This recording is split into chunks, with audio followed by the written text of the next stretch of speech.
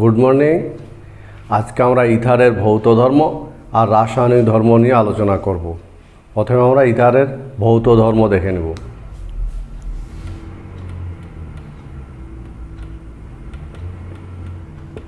ইথারের ভৌত ধর্ম মনে রাখবে, ইথার বর্ণহীন। ইথারগুলো যে আছে, ইথারগুলো সাধারণত বর্ণহীন হয় এবং এরা বিশিষ্ট গন্ধযুক্ত হয়। ফলে ইথারের ভৌত ধর্ম, ইথার বর্ণহীন, বিশিষ্ট গন্ধযুক্ত, যে গন্ধটাকে ইথারীয় গন্ধ বলা হয়, এবং এরা উদ্বায়ী তরল। এবং এই অণুগুলো ধ্রুবীয় প্রকৃতির হয়। এই বন্ধনটা ধ্রুবীয় বন্ধন।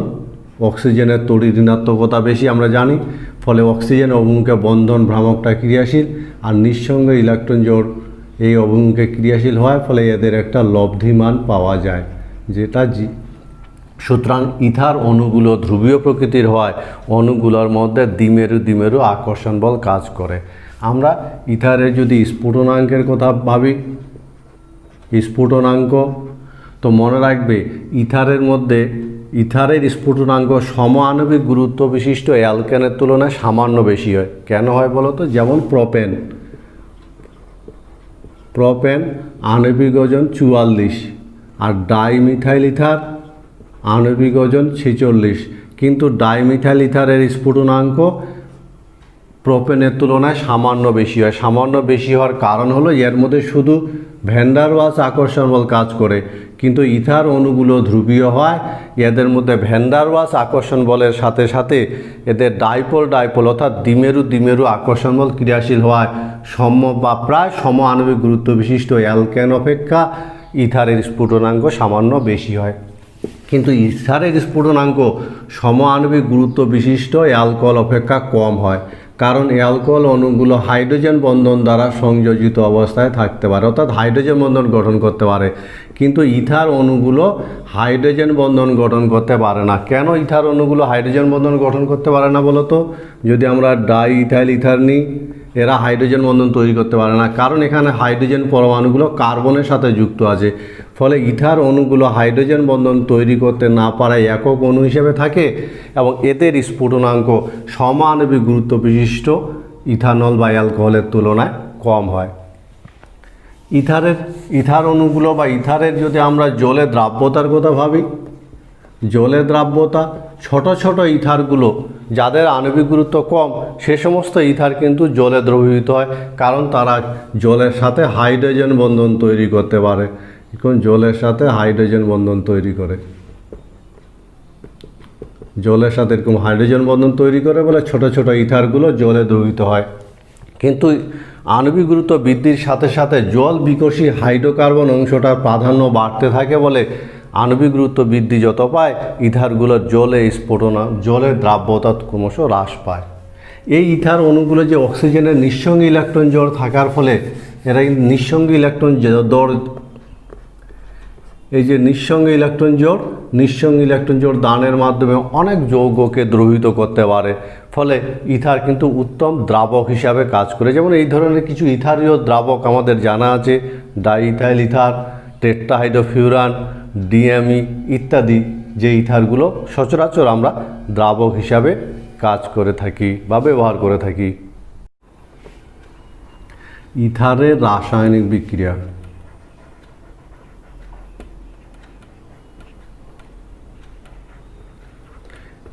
মনে রাখবে, ইথার অ্যালকোহল বা ফেনলের মতন অত সক্রিয় নয়, কারণ ইথারের মধ্যে ফেনল বা অ্যালকোহলের মতন যে সক্রিয় অংশ, ওরকম সক্রিয় অংশ থাকে না। ইথারের আমরা সাধারণ সংকেত দেখেছি, এখানে কিন্তু ফেনল বা অ্যালকোহলের মতন OH গ্রুপ না থাকায় ইথারের রাসায়নিক সক্রিয়তা ফেনল বা অ্যালকোহলের তুলনায় অনেক কম হয়। সে কারণে সাধারণ শর্তে ইথার ক্ষার বা লঘু অ্যাসিড বা এই অন্য কোনো যৌগের সাথে সহজে বিক্রিয়া করে না, কিন্তু বিশেষ অবস্থায় অর্থাৎ বিশেষ শর্তে ইথার কিছু কিছু যৌগের সঙ্গে বিক্রিয়া করে। আমরা ইথারের এই বিক্রিয়াগুলো একটি একটি করে দেখব। যেমন অ্যাসিডের সঙ্গে বিক্রিয়া,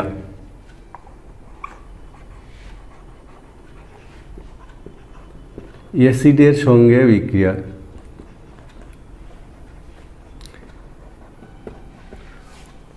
লবণ গঠন, অ্যাসিডের সঙ্গে বিক্রিয়া করে লবণ গঠন করে এবং ইথারগুলো লুইস ক্ষার হিসাবে আচরণ করে।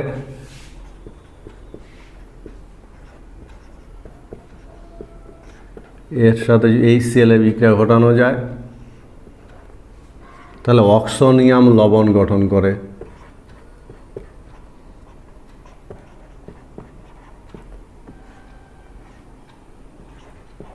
এই অক্সোনিয়াম লবণ গঠন, সুতরাং অ্যাসিডের সঙ্গে ইথারগুলো বিক্রিয়ায় ইথার অক্সোনিয়াম লবণ গঠন করে। এ কারণে ইথার ক্ষারের সঙ্গে বিক্রিয়া করে না, যেহেতু লুইস ক্ষার হিসাবে আচরণ করে সেই জন্য ক্ষারের সঙ্গে ইথার কিন্তু বিক্রিয়া করে না, ক্ষারের সঙ্গে বিক্রিয়া করে না বা দ্রবীভূত হয় না, দ্রবীভূত হয় না। এরা কি করে? অ্যাসিডে দ্রবীভূত হয়, অ্যাসিডে দ্রাব্য। আর এরা লুইস ক্ষার হিসাবে আচরণ করে, লুইস ক্ষার। সুতরাং অ্যাসিডের সঙ্গে ইথারের বিক্রিয়ায় অক্সোনিয়াম লবণ তৈরি হয়। আমরা 2 নম্বর বিক্রিয়া দেখব, গ্রিগনার বিকারকের সঙ্গে বিক্রিয়া। নাম শুনেছ তো, গ্রিগনার বিকারক। গ্রিগনার বিকারক জৈব রসায়নে গ্রিগনার বিকারকের গুরুত্ব অপরিসীম। এই গ্রিগনার বিকারকের সঙ্গে কিন্তু ইথারের বিক্রিয়া হয়, বলে গ্রিগনার বিকারকের সঙ্গে ইথারের বিক্রিয়া। গ্রিগনার বিকারকের সঙ্গে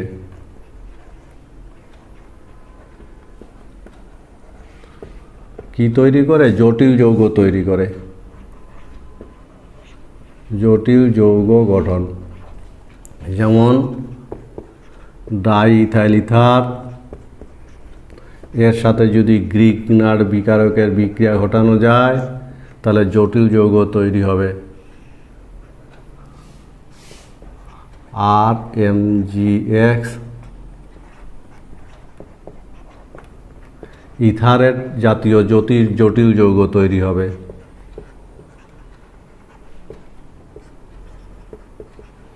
আর এ কারণে গ্রিগনার বিকারক ইথারে দ্রাব্য। এবং আমরা যখন গ্রিগনার বিকারক তৈরি করি, তোমরা সবাই জানো যে গ্রিগনার বিকারক ইথার মাধ্যমে তৈরি করা হয়, কারণ গ্রিগনার বিকারক এইভাবে ইথারের সাথে অসমযোজী বন্ধন, অক্সিজেন ইথারের অক্সিজেনের সাথে ম্যাগনেসিয়াম পরমাণুর অসমযোজী বন্ধন গঠনের মাধ্যমে গ্রিগনার বিকারক কিন্তু ইথারে দ্রবীভূত হয়। আমরা পরের বিক্রিয়া চলে যাব, কিন্তু তার আগে যদি আমি বলি যে বলো দেখি যে ইথার C2H5 এটি গাঢ় HCl বা লঘু HCl বা লঘু NaOH কোনটাতে দ্রবীভূত হবে? কোনটিতে দ্রবীভূত হবে বলতে পারবে? এই কোশ্চিনটার উত্তর কি হবে? যে ডাইইথাইল ইথার লঘু HCl না লঘু সোডিয়াম হাইড্রোক্সাইড, কোনটার মধ্যে দ্রবীভূত হবে? উত্তরটা তৈরি করবে এবং কমেন্ট বক্সে উত্তরটা লিখবে। আমরা চলে যাব পরের বিক্রিয়া, হ্যালোজেন অ্যাসিডের সঙ্গে। তৃতীয় ক্যাটাগরি বিক্রিয়া হ্যালোজেন অ্যাসিডের সঙ্গে। এবং এই বিক্রিয়াটা খুব ইম্পর্টেন্ট, ভালো করে মনে রাখবে। হ্যালোজেন অ্যাসিড বলতে সাধারণত HBr HI ভালো উপযুক্ত। কেন এই বিক্রিয়াটা উপযুক্ত? কারণ ব্রোমাইড বা আয়োডাইড উত্তম নিউক্লিওফাইল।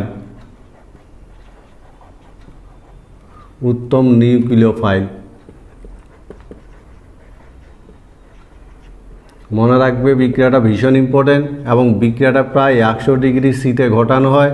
এক্ষেত্রে অ্যালকোহল আর অ্যালকিল হ্যালাইড উৎপন্ন হয়, অ্যালকোহল প্লাস অ্যালকিল হ্যালাইড দুটো যৌগ উৎপন্ন হবে, অ্যালকিল হ্যালাইড উৎপন্ন হয়। বোঝা গেছে নিশ্চয়ই? যেমন CH3 CH2 ও C2H5 এর সাথে যদি HR বিক্রিয়া ঘটানো যায় তাহলে তৈরি হবে C2H5। এখানে আমি C2H5 OH প্লাস C2H5I। বিক্রিয়াটা ভীষণ ইম্পর্টেন্ট। হ্যালোজেন অ্যাসিডের সঙ্গে সাধারণত হ্যালোজেন অ্যাসিড এবং হ্যালোজেন অ্যাসিডের যদি সক্রিয়তা দেখি তাহলে সব থেকে HI, তারপরে HBr, তারপরে HCl, এটা হলো সক্রিয়তার ক্রম। কারণ এদের যে নিউক্লিওফিলিসিটি সর্বাধিক হলো আয়োডাইড, তারপরে ব্রোমিন, নিউক্লিওসিটি ট্রেন্ড হলো আয়োডিন, তারপরে ব্রোমিন, তারপরে ক্লোরিন। সেজন্য এদের সক্রিয়তা হলো প্রথমে এটা, তারপর এটা, তারপর এটা। এই বিক্রিয়াটা যদি আমরা কৌশলটা দেখি তাহলে দেখতে পাবো C2H5,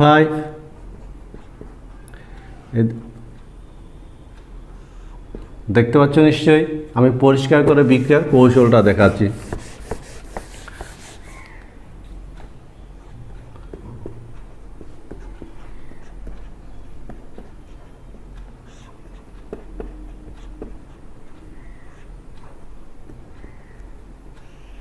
দেখতে পাচ্ছ এটা অক্সিজেনের নিঃসঙ্গী ইলেকট্রন জোড়, হাইড্রোজেন আক্রান্ত হবে।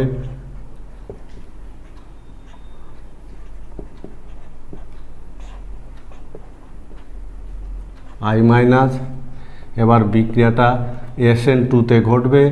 এটাই মনে রাখবে, বিক্রিয়াটা SN2-তে ঘটবে, এটা এদিক দিয়ে বেরিয়ে যাবে এবং এটা এখানে এসে আক্রমণ করবে। ফলে C2H5I প্লাস C2H5OH এইভাবে বিক্রিয়াটা ঘটে এবং বিক্রিয়াটা ভীষণ ইম্পর্টেন্ট। প্রথমে HI হাইড্রোজেন অক্সিজেনের সাথে যুক্ত হবে, তারপর SN2 বিক্রিয়ার মাধ্যমে এটা কিন্তু এখানে আক্রমণ করবে। এক্ষেত্রে কিছু ইম্পর্টেন্ট বক্তব্য, ইম্পর্টেন্ট নোটবুক আছে, মনে রাখার চেষ্টা করবে। ইম্পর্টেন্ট নোটবুক কি? বিভাজন স্থান। এই যে হ্যালোজেন অ্যাসিডের সাথে ইথারের বিক্রিয়ায় বিভাজন স্থানটা কোন জায়গাটাতে বিভাজিত হবে, এটা কিন্তু ভীষণ ইম্পর্টেন্ট, ভালো করে মনে রাখার চেষ্টা করবে। বিভাজন স্থান যেমন 1 নম্বর, যদি কোনো গ্রুপ অ্যালকিল গ্রুপ মিথাইল বা 1 ডিগ্রি অ্যালকিল গ্রুপ হয়, 1 ডিগ্রি অ্যালকিল গ্রুপ হলে সেটি থেকে কিন্তু অ্যালকিল হ্যালাইড হবে, সেটি থেকে সেই অংশটা থেকে অ্যালকিল হ্যালাইড হবে এবং অন্য অংশটা অ্যালকোহল হবে। বোঝা যাচ্ছে তো যে ইথারের সাথে যখন HI বা HBr এর বিক্রিয়া ঘটাবো তখন সেটা ভেঙে গিয়ে দুটো অণু উৎপন্ন হয় এবং এই দুটো অণুর কোনটা অ্যালকোহল হবে এবং কোনটা ইথার হবে সেটা কিন্তু ভীষণ ইম্পর্টেন্ট। সেজন্য যদি দুটো পার্টের মধ্যে যে আর প্রাইম, এই দুটো পার্টের মধ্যে কোন জায়গাটাতে ক্র্যাক হবে, এই জায়গাটাতে না এই জায়গাটাতে, তো এই জায়গাটা ভীষণ ইম্পর্টেন্ট। সুতরাং একটা গ্রুপ যদি মিথাইল গ্রুপ বা 1 ডিগ্রি হয় তাহলে সেটি থেকে কিন্তু অ্যালকিল হ্যালাইড উৎপন্ন হবে, অ্যালকিল হ্যালাইড উৎপন্ন হবে। যেমন CH3OCH3 একে যদি HI দেওয়া যায়, বলতে পারবে এখানে কি উৎপন্ন হবে বলো তো? একে যদি HI দেওয়া যায় তাহলে কি মনে হচ্ছে কোন জায়গাটাতে বিভাজনটা হবে? এখানে না এখানে? এখানে বিভাজিত হলে আলাদা যৌগ তৈরি হবে, এখানে বিভাজিত হলে আলাদা যৌগ তৈরি হবে। সুতরাং আমরা বলেছি যদি মিথাইল গ্রুপ হয় বা 1 ডিগ্রি হয় তাহলে সেক্ষেত্রে কিন্তু অ্যালকিল হ্যালাইড উৎপন্ন হবে। আমরা এর বিক্রিয়াটা যদি দেখি,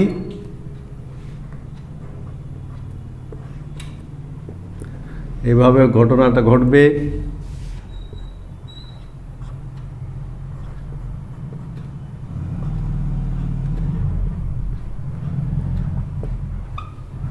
এখানে এবার SN2 কৌশলে বিক্রিয়াটা যেহেতু ঘটবে, SN2 ফলে কিন্তু এই দিক দিয়ে আক্রমণটা করবে, এই জায়গা দিয়ে এখানে আক্রমণ করতে পারবে না। কেন করতে পারবে না বলো তো? এখানে স্টেরিক বাধা কাজ করবে, স্টেরিক বাধা, ফলে ক্র্যাকটা এই জায়গাটাতে হবে এবং উৎপন্ন হবে CH3I প্লাস CH3OH। সুতরাং একটা গ্রুপ যদি মিথাইল বা 1 ডিগ্রি হয় তাহলে সেটা থেকে অ্যালকিল হ্যালাইড উৎপন্ন হবে। এটা ভীষণ ইম্পর্টেন্ট, মনে রাখার চেষ্টা করবে। দ্বিতীয় ক্যাটাগরি কি? দ্বিতীয় ক্যাটাগরি বিভাজনটা কোথায় হবে? 2 নম্বর, যদি একটি 3 ডিগ্রি হয়, 3 ডিগ্রি আর গ্রুপ যদি হয় তাহলে 3 ডিগ্রি আর গ্রুপ হলে মনে রাখবে সেক্ষেত্রে কিন্তু এটা থেকেই সেটি কি তৈরি করবে? সেটি অ্যালকিল হ্যালাইড তৈরি করবে, অ্যালকিল হ্যালাইড। বিভাজন যেমন মনে করো CH3 ও CH3, বলো তো কোন জায়গাটাতে বিভাজন হবে? এখানে বিভাজন হবে না এখানে, বলতে পারবে? কি মনে হচ্ছে বলো তো, কোন জায়গাটাতে বিভাজন হওয়া দরকার, এখানে না এখানে? 3 ডিগ্রি যদি হয় তাহলে সেটা কিন্তু অ্যালকিল হ্যালাইড গঠন করবে।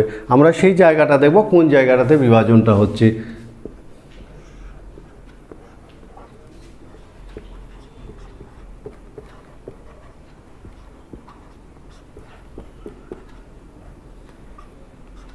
এই তৈরি হলো। এবার যে আক্রমণটা হবে দেখো, এক্ষেত্রে কিন্তু কি হবে, যে SN1 কৌশলে বিক্রিয়াটা ঘটবে। কোন কৌশলে ঘটবে? SN1 কৌশলে ঘটবে। এটা বিভাজিত হয়ে বেরিয়ে যাবে।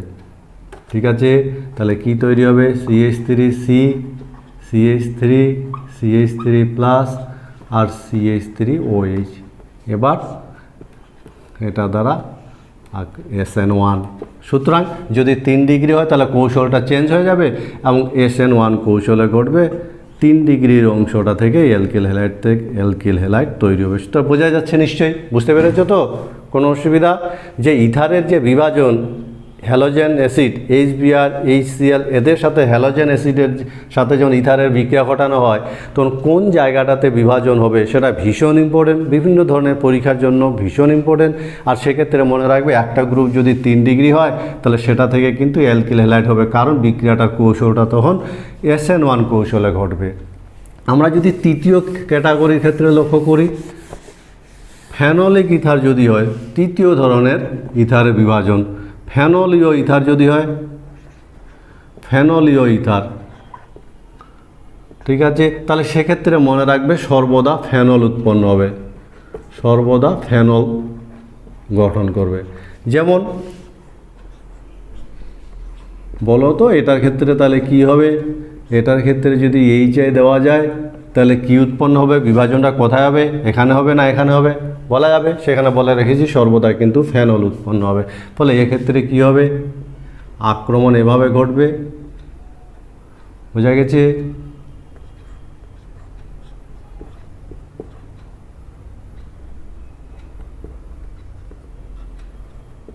CH3 এবার কিন্তু SN2 কৌশলে বিক্রিয়াটা ঘটবে এবং SN2 এই জায়গাটা এখানে আক্রমণ করবে। কিন্তু এইখানে আক্রমণ করতে পারবে না। কেন পারবে না? কারণ স্টেরিক বাধা কাজ করবে, স্টেরিক বাধা বলেছিস। ফলে এই ক্ষেত্রে আয়োডাইড আয়নটা কিন্তু ফেনলের এই জায়গাটাতে আক্রমণ করতে পারবে না, স্টেরিক বাধা কাজ করবে, ফলে বিভাজনটা কিন্তু এইখানে ঘটবে। এর ফলে ফেনল আর মিথাইল আয়োডাইড তৈরি হবে। নিশ্চয়ই বোঝা গেল যে ফেনলীয় ইথার যদি হয় তাহলে বিভাজনটা কিন্তু এমন জায়গা হবে যাতে সর্বদা ফেনল উৎপন্ন হয়, কারণ SN2 কৌশলে যখন বিক্রিয়াটা ঘটে তখন কিন্তু সেটা ব্যাক সাইড অ্যাটাক এখানে করতে পারে না, ব্যাক সাইড অ্যাটাক হয় না, স্টেরিক বাধা কাজ করে, ফলে এটা SN2 কৌশলে ঘটে। আবার আমরা যদি চতুর্থ ক্যাটাগরি দেখি, বেনজাইলিক ইথারগুলো,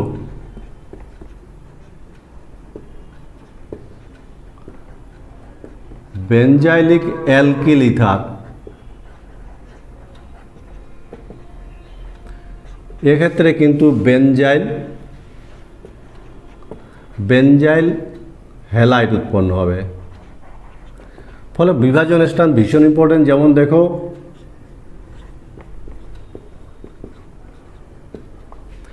এর সাথে যদি HR বিক্রিয়া ঘটানো যায়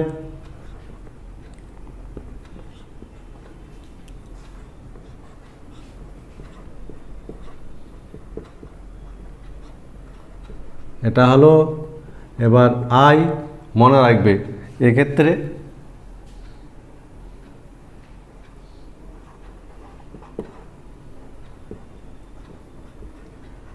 বিক্রিয়াটা কিন্তু SN1 কৌশলে ঘটবে এবং SN1 কৌশলে ঘটার ফলে এটা বেরিয়ে চলে যাবে। ফলে কি উৎপন্ন হবে? মিথানল বেরিয়ে গেল।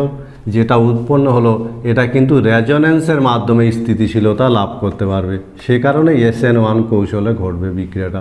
আমরা যদি দেখি রেজোনেন্সের মাধ্যমে স্থিতিশীলতা লাভ করবে।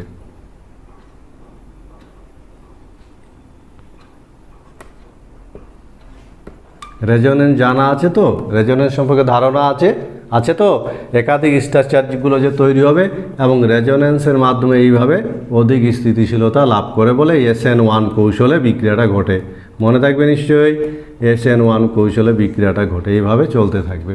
আর এর ফলে যে আয়োডাইড আয়নটা আক্রমণ করবে সেক্ষেত্রে বেনজাইল আয়োডাইড উৎপন্ন হবে। সুতরাং এই 4 ক্যাটাগরি যে বললাম ভীষণ ইম্পর্টেন্ট। 4 ক্যাটাগরির ক্ষেত্রে খুব ভালো করে মনে রাখবে হ্যালোজেন অ্যাসিডের সাথে ইথারের বিক্রিয়া যে বিভাজন স্থান ভীষণ ইম্পর্টেন্ট। তবে হ্যালোজেন অ্যাসিডের সাথে এই বিক্রিয়াটা 1 ডিগ্রির জন্য 1 ডিগ্রি হলে অ্যালকোহল আর ইথার অ্যালকিল হ্যালাইড উৎপন্ন হবে, অ্যালকোহল প্লাস অ্যালকিল হ্যালাইড। কিন্তু যদি 2 ডিগ্রি বা 3 ডিগ্রি হয়, 2 ডিগ্রি 3 ডিগ্রি হলে সেক্ষেত্রে কিন্তু অ্যালকিন উৎপন্ন হবে, অ্যালকিন গঠন করবে। যেমন দেখো CH3C, CH3, CH3 ও CH3 এর সাথে যদি HR বিক্রিয়া ঘটানো যায়, তাহলে এর সাথে যদি HR বিক্রিয়া ঘটানো যায় তাহলে আমরা দেখতে পাবো, কি দেখতে পাবো, যে এক্ষেত্রে কিন্তু নিরুদন হবে।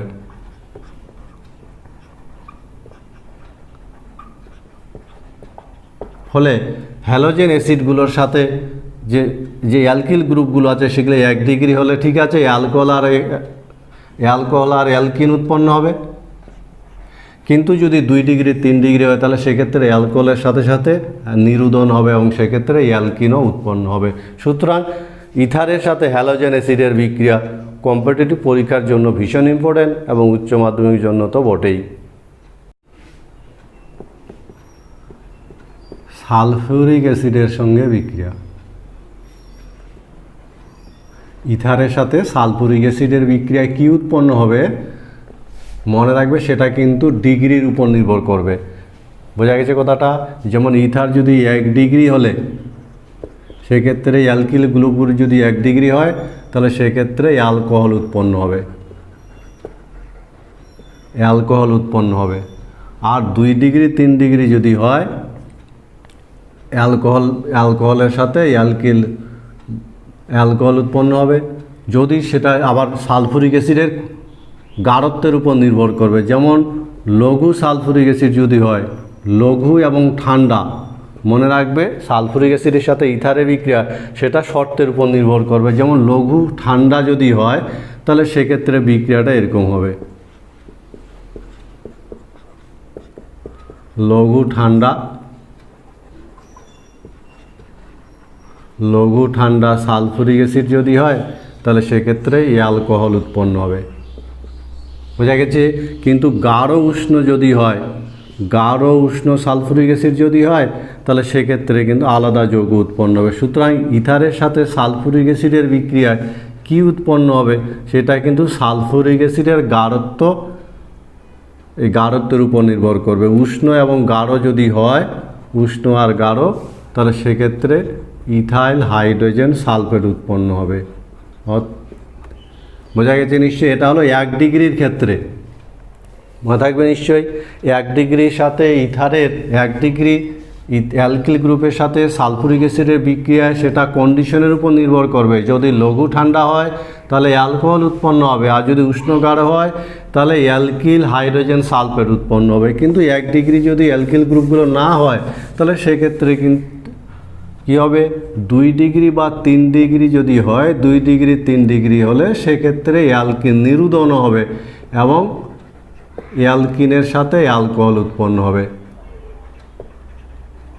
অ্যালকোহল উৎপন্ন হবে। যেমন CH3 ও CH3 একে যদি সালফিউরিক অ্যাসিড দেওয়া যায় তাহলে সেক্ষেত্রে নিরুদন হবে। সুতরাং সালফিউরিক অ্যাসিডের সাথে বিভিন্ন ইথারের বিক্রিয়া বিভিন্ন পদার্থ উৎপন্ন হয়। বলতে পারবে এই কোশ্চেনটার উত্তর কি হবে?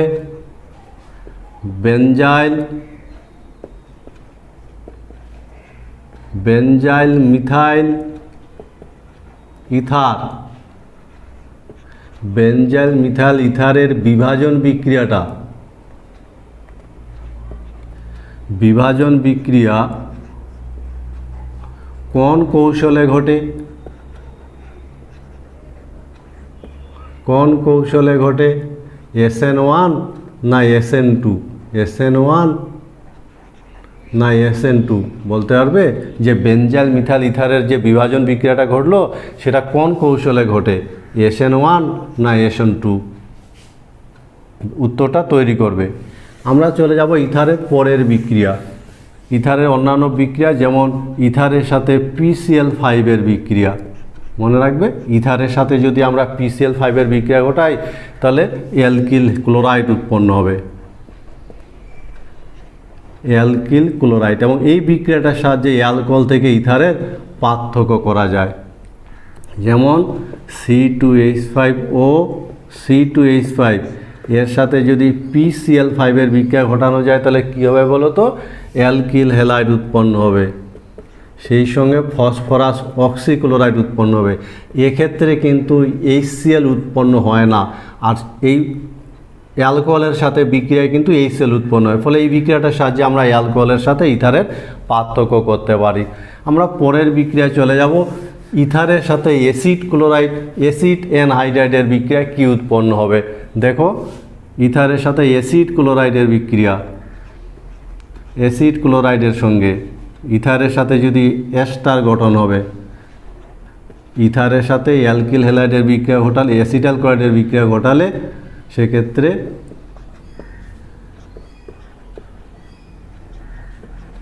অনাদ্র জিঙ্ক ক্লোরাইডের বা অ্যালুমিনিয়াম ক্লোরাইডের উপস্থিতিতে বিক্রিয়াটা ঘটানো হয়, এবং এক্ষেত্রে এই গ্রুপটা এসে এখানে যুক্ত হবে, আর এই পার্টটার সাথে যুক্ত হবে, এখানে বিভাজন হবে, ফলে তৈরি হবে C2H5 ও COCH3 এস্টার উৎপন্ন হবে, তার সাথে অ্যালকিল হ্যালাইড উৎপন্ন হবে। বোঝা গেছে নিশ্চয়ই যে ইথারের সাথে যদি অ্যাসিটাল ক্লোরাইডের বিক্রিয়া ঘটানো যায় তাহলে এস্টার, তার সাথে অ্যালকিল হ্যালাইড উৎপন্ন হয়।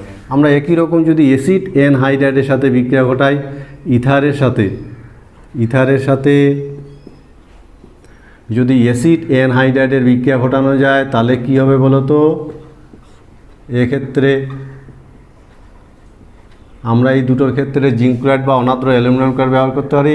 এক্ষেত্রে মনে রাখবে এক্ষেত্রে শুধু এস্টার উৎপন্ন হবে, মনে রাখবে 2 অণু এস্টার উৎপন্ন হয়। বোঝা গেছে নিশ্চয়ই, তাহলে এক্ষেত্রে 2 অণু এস্টার উৎপন্ন। সুতরাং অ্যাসিড ক্লোরাইড, অ্যাসিটাল ক্লোরাইড বা অ্যাসিড অ্যানহাইড্রাইডের সাথে যদি এস্টারের বিক্রিয়া ঘটানো যায় তাহলে সেক্ষেত্রে ইথারের বিক্রিয়া ঘটালে এস্টার উৎপন্ন হয়। আমরা পরের বিক্রিয়া দেখব, ইথারে অন্যান্য বিক্রিয়ার মধ্যে কার্বন মনোক্সাইডের সঙ্গে বিক্রিয়াগুলো ভীষণ ইম্পর্টেন্ট, মনে রাখার চেষ্টা করবে। ইথারের সাথে আমরা প্রথম অ্যাসিডের বিক্রিয়া দেখলাম, ইথারের সাথে হ্যালোজেন অ্যাসিডের বিক্রিয়া, ইথারের সাথে অ্যালকোহলের বিক্রিয়া। এবার আমরা ইথারের সাথে কার্বন মনোক্সাইডের বিক্রিয়া দেখব, কার্বন মনোক্সাইডের সঙ্গে। এবং কার্বন মনোক্সাইডের সঙ্গে যদি ইথারের বিক্রিয়া ঘটানো যায় তাহলে এস্টার উৎপন্ন হয়, এস্টার গঠন করে।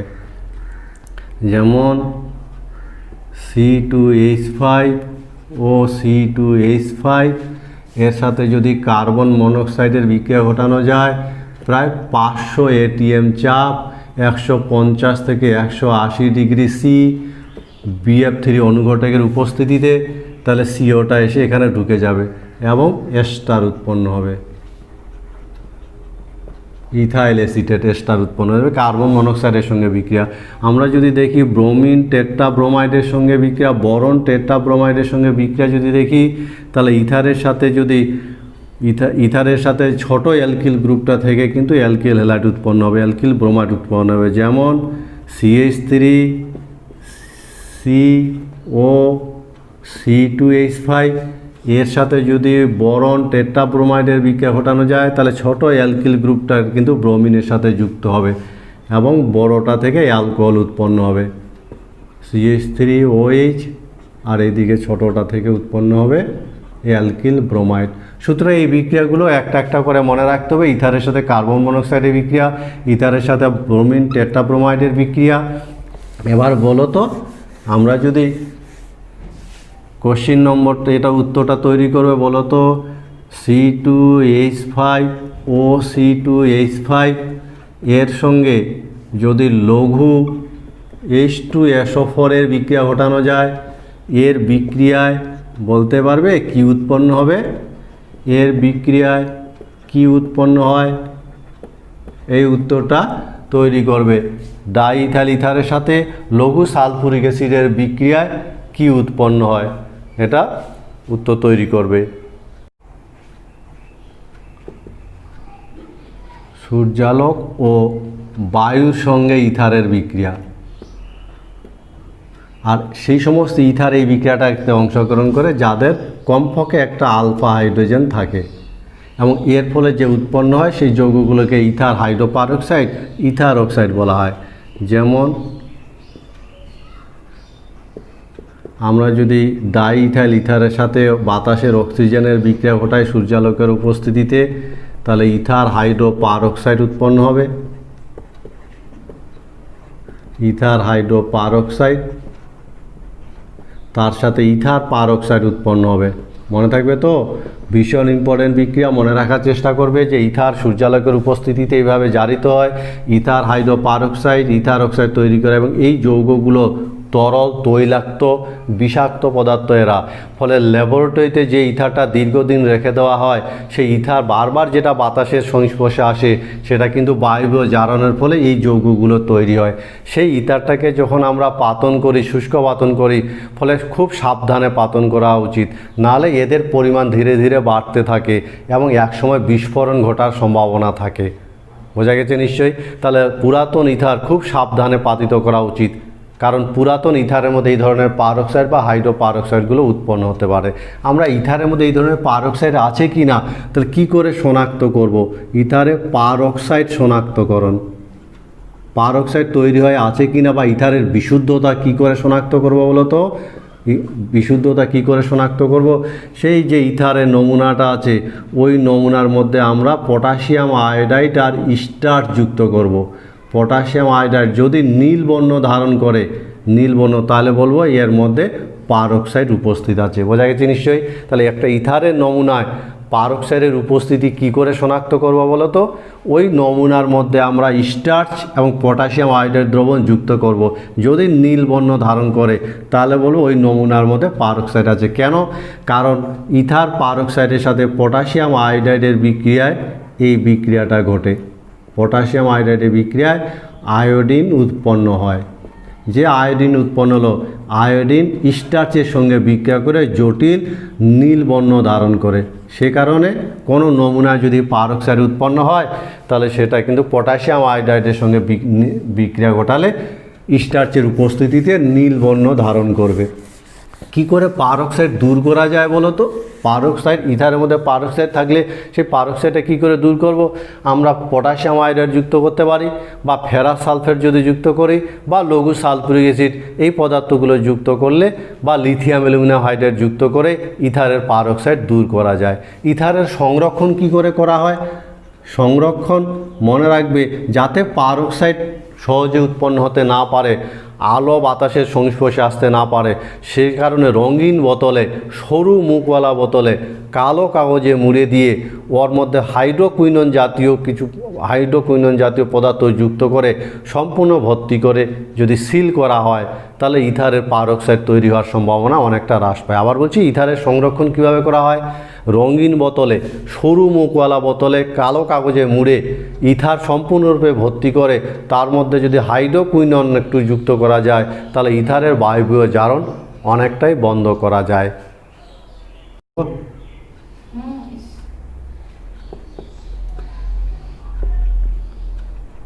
হ্যালোজেনের সঙ্গে ইথারের বিক্রিয়া, মূলত ক্লোরিন, ব্রোমিন এদের সঙ্গে যদি বিক্রিয়া দেখি, তাহলে বিক্রিয়াটা দুটো শর্তে ঘটে। যদি অন্ধকারে বিক্রিয়াটা ঘটানো যায়, অন্ধকারে হলে সেক্ষেত্রে আলফা হাইড্রোজেনগুলো প্রতিস্থাপিত হয়। মনে থাকবে নিশ্চয়ই, আলফা হাইড্রোজেনগুলো প্রতিস্থাপিত হয় এবং মনো বা ডাইক্লোরো, মনো ডাই হ্যালো ইথার তৈরি করে। মনে থাকবে কথাটা? যদি অন্ধকারে হ্যালোজেনগুলোর সাথে ইথারে বিক্রিয়া ঘটানো হয়, তাহলে আলফা হাইড্রোজেনগুলো যে আছে, এক বা দুটো আলফা হাইড্রোজেন হ্যালোজেন দ্বারা প্রতিস্থাপিত মনো ডাই হ্যালো ইথার উৎপন্ন করে। যেমন CH3 CH2O CH2 CH3 এর সাথে যদি ক্লোরিনের বিক্রিয়া ঘটানো হয় অন্ধকার, তাহলে এই যে হাইড্রোজেনগুলো আছে, এই হাইড্রোজেনগুলো একটা দুটা করে প্রতিস্থাপিত হবে। তাহলে CH3 CHO CH CH3 Cl Cl, পরে আবার আর একটা করে প্রতিস্থাপিত হতে পারে Cl Cl O Cl Cl CH3, এইভাবে মনো ডাই হ্যালো ইথার উৎপন্ন হয়। কিন্তু আমরা যদি সূর্যালোকের উপস্থিতিতে বা আলোর উপস্থিতিতে বিক্রিয়াটা ঘটাই, আলোর উপস্থিতিতে যদি বিক্রিয়াগুলো ঘটানো যায়,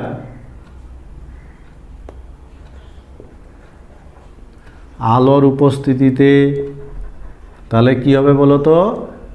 আলোর উপস্থিতিতে যদি বিক্রিয়া ঘটানো যায় তাহলে সব হাইড্রোজেন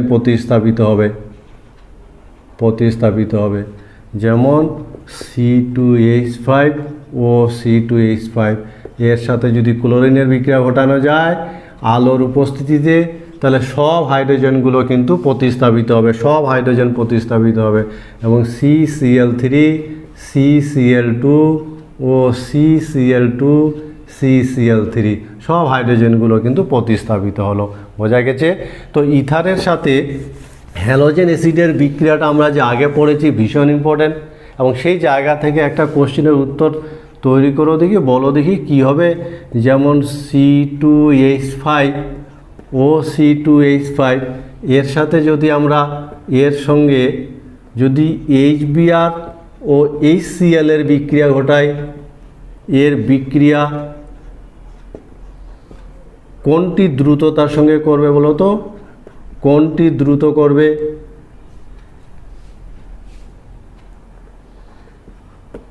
কোনটি দ্রুত করবে বলতে পারবে? HCl না HBr? বোঝা গেছে কথাটা? ডাই ইথাইল ইথারের সাথে HBr এবং HCl এর যদি বিক্রিয়া ঘটানো যায় তাহলে কোনটা দ্রুততার সঙ্গে করবে? HCl না HBr?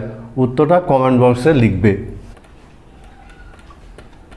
অ্যারোমেটিক ইথার এবং অ্যারোমেটিক ইথারগুলোর ক্ষেত্রে মনে রাখবে যে এই যে গ্রুপটা আছে এই গ্রুপটা অর্থপেরা নির্দেশক।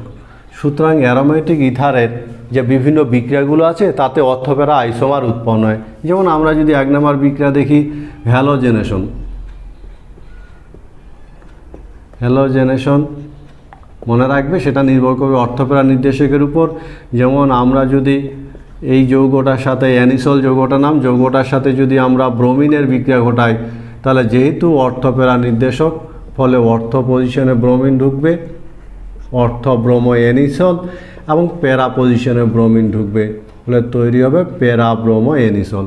আমরা যদি এই বিক্রিয়ার নাইট্রেশন দেখি তাহলে অ্যারোমেটিক ইথারগুলোর ক্ষেত্রে মনে রাখবে এই গ্রুপটা অর্থপেরা নির্দেশক, ফলে যৌগগুলোর যে উৎপন্ন হবে বিভিন্ন বিক্রিয়ায় সেক্ষেত্রে অর্থপেরা আইসোমার উৎপন্ন হবে। যেমন এর সাথে যদি গাঢ় নাইট্রিক অ্যাসিডের বিক্রিয়া ঘটানো যায় কি হবে বলতে পারবে? গাঢ় নাইট্রিক অ্যাসিড এবং গাঢ় সালফুরিক অ্যাসিড NO2 গ্রুপ এসে প্রবেশ করবে। নাইট্রেশন বিক্রিয়ায় NO2 গ্রুপ উৎপন্ন হয়। NO2 এসে কোথায় প্রবেশ করবে বলো তো? এই গ্রুপটার উপর নির্ভর করবে। এটা কি নির্দেশক? অর্থপেরা নির্দেশক। ফলে অর্থ পজিশনে NO2 গ্রুপ প্রবেশ করবে আর প্যারা পজিশনে NO2 অর্থ নাইট্রো অ্যানিসল, প্যারা নাইট্রো অ্যানিসল উৎপন্ন হবে। সুতরাং অ্যারোমেটিক ইথারগুলো যে আছে এদের এই যে ইলেকট্রোফিলিক প্রতিস্থাপন বিক্রিয়া উৎপন্ন যৌগ আমরা সহজে বলতে পারি। যেমন অ্যানিসলের ফিডেল ক্রাফট বিক্রিয়া, মনে রাখবে ফিডেল ক্রাফট বিক্রিয়া, ঠিক আছে? এর সাথে যদি অ্যালকিল হ্যালাইডের বিক্রিয়া ঘটানো যায় কি হবে বলতে পারবে? অ্যালকিল হ্যালাইড যেমন CH3Cl অনাদ্র অ্যালুমিনিয়াম ক্লোরাইডের উপস্থিতিতে, তাহলে যেহেতু এটা অর্থপেরা নির্দেশক আর ফিডেল ক্রাফট বিক্রিয়ায় CH3 গ্রুপ এসে প্রবেশ করবে, ফলে এই যৌগটা উৎপন্ন হবে।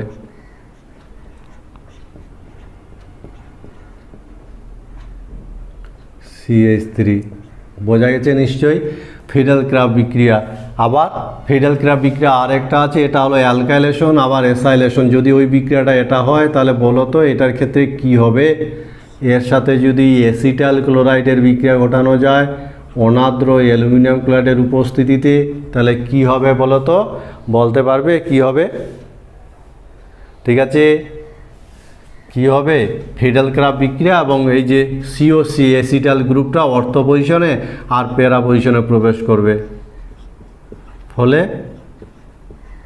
এই যৌগ উৎপন্ন হবে। এর নাম, এটা প্রধান গ্রুপ, এটা প্রধান নয়, শাখা ফলে 2-মিথক্সি অ্যাসিটোফেনন, এর নাম হবে 2-মিথক্সি অ্যাসিটোফেনন, মনে থাকবে তো। আর এই যৌগটার নাম হবে 4 নম্বরে আছে, ফলে 4-মিথক্সি অ্যাসিটোফেনন, এর নাম 2-মিথক্সি অ্যাসিটোফেনন, আর এই যৌগটার নাম 4-মিথক্সি অ্যাসিটোফেনন, মনে থাকবে কথাটা। আমরা এই যে বিক্রিয়াগুলো দেখলাম, ইথারের বিক্রিয়া, পারক্সাইডের বিক্রিয়াটা ইম্পর্ট্যান্ট, মনে রাখবে।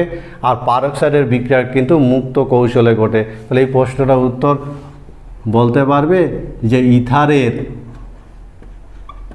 ইথারের পারক্সাইড গঠন বিক্রিয়া কোন কৌশলে ঘটে? আমরা দেখলাম যে ইথারকে বাতাসে রেখে দিলে বা বাতাসের সংস্পর্শে আসলে ইথারের পারক্সাইড তৈরি হয়, সেটা কোন কৌশলে বিক্রিয়াটা ঘটে বলতে পারবে? উত্তরটা তৈরি করবে যে ইথারের পারক্সাইড গঠন প্রক্রিয়াটা কোন কৌশলে ঘটে। এই হলো ইথারের বিভিন্ন রকম ভৌত ধর্ম এবং ইথারের বিভিন্ন ধরনের রাসায়নিক ধর্ম, বহু ধরনের ধর্ম ইথার প্রদর্শন করে। গোটা ভিডিওটা ভালো করে দেখবে এবং আমি আশা করব যে জিনিসটা আজকের বিক্রিয়াগুলো, আজকের রাসায়নিক ধর্মগুলো বোঝাতে পেরেছি। তোমরা অবশ্যই কমেন্টস করবে কেমন লাগলো ভিডিওটা।